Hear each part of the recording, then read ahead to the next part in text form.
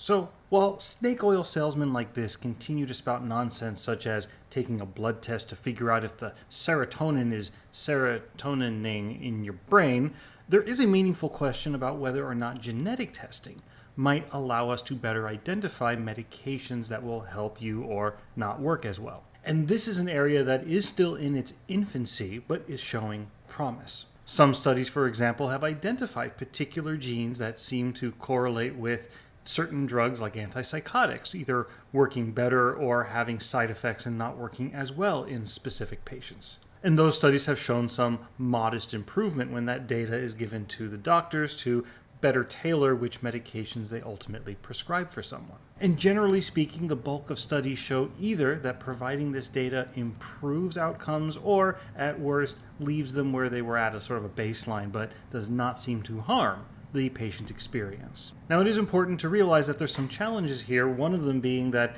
giving this data is going to lead to a sort of placebo effect. And I've not seen, for example, a lot of studies where maybe a placebo fake data set is given to some patients and real genetic data to others to see what impact just being told this medication will help you or this medication won't has on the patient experience of those psychogenic drugs. And while it's true across the board that placebo effect is especially pronounced in a lot of psychopharmacological interventions. And while on the one hand I've often talked about how that's great, if placebo works then go for it, similar to those serotonin tests for blood, these genetic tests can be expensive and it can be exploitive if it turns out all we're really doing is placebo. So yeah, genetic testing looks promising, but it's still in its infancy, and I think we have some ways to go before we have some sort of magic test that just tells you which medications are going to work for you.